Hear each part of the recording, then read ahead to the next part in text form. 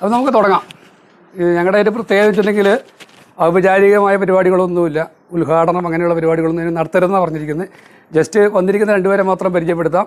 ഇത് നമ്മുടെ ശ്രീജ മാഡം, ഈ ബയോഡൈവേഴ്സിറ്റിയുടെ ജില്ലാ കോർഡിനേറ്ററാണ്, എറണാകുളത്ത് നിന്ന് വന്നിരിക്കുന്നതാണ്.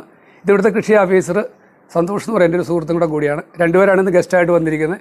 അപ്പോൾ കൂടുതൽ ഔപചാരികയിലേക്ക് പോകുന്നില്ല, എങ്കിലും ആമുഖമായിട്ട് ചില കാര്യങ്ങൾ മാത്രം പറഞ്ഞു തുടങ്ങാം. ഇതൊരു ക്ലാസ് അല്ല, ഇത് ശരിക്കും പറഞ്ഞാൽ മറ്റൊരു നടത്തുന്ന ക്ലാസ് അല്ല. നാട്ടറിവ്, കേട്ടറിവ് നമ്മൾ തമ്മിൽ ചർച്ച ചെയ്ത് നിങ്ങളുടെ കുറേ അറിവുകൾ ഞങ്ങൾ കളക്ട് ചെയ്യുന്ന ഒരു പ്രോജക്റ്റാണിത്.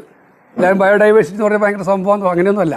പണ്ടുണ്ടായിരുന്ന കുറേ ജൈവ വൈവിധ്യങ്ങൾ നഷ്ടപ്പെട്ടു പോയി നമ്മുടെ നാട്ടിൽ നിന്ന്.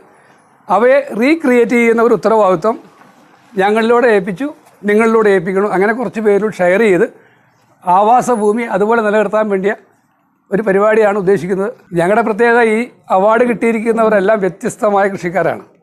ഓരോരുത്തരും ഓരോ കൃഷിയിൽ തെളിവ് തെളിയിച്ച ആൾക്കാരാണ്. ഇപ്പോൾ അതിനകത്ത് മെയിനായിട്ട് ഒരു കാര്യം നിങ്ങൾ കേൾക്കാൻ വേണ്ടി പറയാം. ഞങ്ങളുടെ അവാർഡ് കിട്ടിയ ഒരാൾ മനോജ് എന്ന് പറഞ്ഞ ഒരാളുണ്ട്.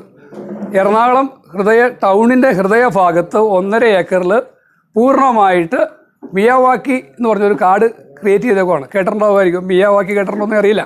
വെച്ചിട്ടുണ്ടെങ്കിൽ 1.5 ഏക്കർ ചുറ്റും ഫ്ലാറ്റിൻ്റെ നടുക്ക് വനമാക്കി മാറ്റി. ഒരു അവാർഡിന് കിട്ടിയ ഒരാളുടെ സ്വഭാവം പറഞ്ഞാണ്.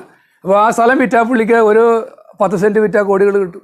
അതുകൊണ്ട് ഞാൻ ചോദിച്ചു, നിനക്ക് വീട് വയ്ക്കാം, ഫ്ലാറ്റ് വയ്ക്കാം, അല്ലെങ്കിൽ 2 നില വീട് വെച്ചിട്ട് താമസിക്കും. പുള്ളി അതിനകത്ത് വീടുമില്ല, ഒന്നുമില്ല. രാവിലെ അതിലിറങ്ങും, രാത്രി വരെ പറമ്പിക്കട അടക്കും. പാമ്പ് ശല്യം പുള്ളി പറഞ്ഞ സമയമാകുമ്പോൾ പോട്ടെ, പാമ്പൊക്കെ ഉണ്ട്. പുള്ളിയുടെ ഭാര്യയും മക്കളും വേറൊരു വീട്ടിൽ കൊണ്ട് താമസിച്ചിട്ട് പുള്ളി രാവിലെ തൊട്ട് വൈകുന്നേരം വന്ന് ഈ പറമ്പിൽ കിടക്കുവാണ്. ഭക്ഷണം പുറത്തുനിന്ന് കഴിക്കില്ല. ഇപ്പം ഞങ്ങളന്ന് ചോറിൻ്റെ പുള്ളി ഒരു ഏത്തപ്പഴോ വെള്ളം കഴിച്ചെന്ന് പറഞ്ഞാൽ അങ്ങനെയുള്ള ജൈവ വൈവിധ്യങ്ങളെ കാത്തു സൂക്ഷിക്കുന്ന ആൾക്കാരാണ് കൂടുതലും. അതിനകത്ത് ഏറ്റവും പുറകോട്ട് കിടന്ന് ഞാനായിരിക്കും. കാര്യം ഞാനൊരു ബിസിനസ്സുകാരൻ, ഞാൻ മാത്രമേ ഉള്ളൂ. അതിനകത്ത് പ്രത്യേകം ചോദിച്ചു, ഒരു ബിസിനസ്സുകാരനായി എന്നെ എന്തിനാണ് പരിഗണിച്ചത് ഇതിനകത്ത് എന്ന് ചോദിച്ചപ്പോൾ അവർ പറഞ്ഞിരിക്കുന്ന ഓപ്ഷൻ പലതാണ്.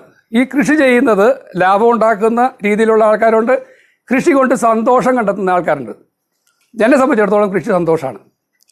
അതെന്താണെന്ന് ചോദിച്ചാൽ, ഇപ്പോൾ എനിക്ക് അവാർഡ് തന്നു കഴിഞ്ഞപ്പോൾ അവിടുത്തെ അവർ ചോദിച്ചാൽ അത് എന്തുകൊണ്ട് കൃഷിയിലേക്ക് ഇറങ്ങി. ഞാൻ കൃഷിയിലേക്ക് ഇറങ്ങാനുള്ള കാരണം പറ്റൊന്നുമല്ല. എൻ്റെ പ്രായത്തിലുള്ള ഒരു 75% ആൾക്കാർക്ക് ഈ പ്രായത്തിൽ ഷുഗർ എത്തി, പ്രഷർ എത്തി, കൊളസ്ട്രോൾ എത്തി, ബൈപ്പാസ് 2 കഴിഞ്ഞ ആൾക്കാരുണ്ട്. അപ്പോൾ നമ്മളിത് നേരത്തെ കാലേ കൂട്ടി കൃഷിയുടെ ഗുണം എന്ന് പറഞ്ഞാൽ പഠിച്ചത്, ഇവർക്കൊരു മാസം 6000 രൂപ 10000 രൂപയുടെ ഗുളിക കഴിച്ചുകൊണ്ടിരിക്കണം. നമുക്ക് കൃഷി ലാഭമാണെന്ന് വെച്ചാൽ ലാഭമാണ്. അങ്ങനെ ചിന്തിക്കുമ്പോൾ കാര്യം നമുക്ക് ഗുളിക കഴിക്കേണ്ട വന്നിട്ടില്ല.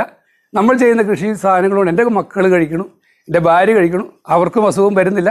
അങ്ങനെ ചിന്തിച്ച് ഈ കൃഷി ലാഭമാക്കിയെടുത്ത് ഞാനാണ്. മറ്റെല്ലാവരും കൃഷിയുടെ ആദായം കൊണ്ട് വിറ്റിട്ട് അപ്പോൾ നഷ്ടമാണ്.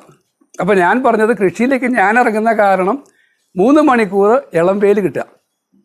പോക്കുവെയിൽ കിട്ടാൻ പാടാ കച്ചവടക്കാരനായിട്ട്. പക്ഷേ ആ 3 മണിക്കൂർ കിട്ടുന്ന ഇളം വെയിൽ കൊണ്ട് എനിക്കുണ്ടാകുന്ന ആരോഗ്യം, പിന്നെ ഇവിടെ നിന്ന് കിട്ടുന്ന നമ്മുടെ ഉദാഹരണം പറയാം, എൻ്റെ കുഞ്ഞുവാവ കുവൈറ്റിൽ നിന്ന് വന്നു കഴിഞ്ഞ ഒരു 40 ദിവസം. ഇവിടെ വന്നിട്ട് ആ കൊച്ച് പറമ്പിൽ നിന്ന് കയറില്ല. അതിന് ഇവിടെ വന്ന കൾഗം, ഗിനി, താറാവ്, കോഴി, ഉപ്പൻ, അണ്ണാൻ, ഇങ്ങനെയുള്ള എല്ലാ ജീവികളെയും കണ്ട് നമ്മുടെ മക്കളെ കൊണ്ട് മ്യൂസിയത്തിലാണ് പോകണേ കാണിക്കാൻ.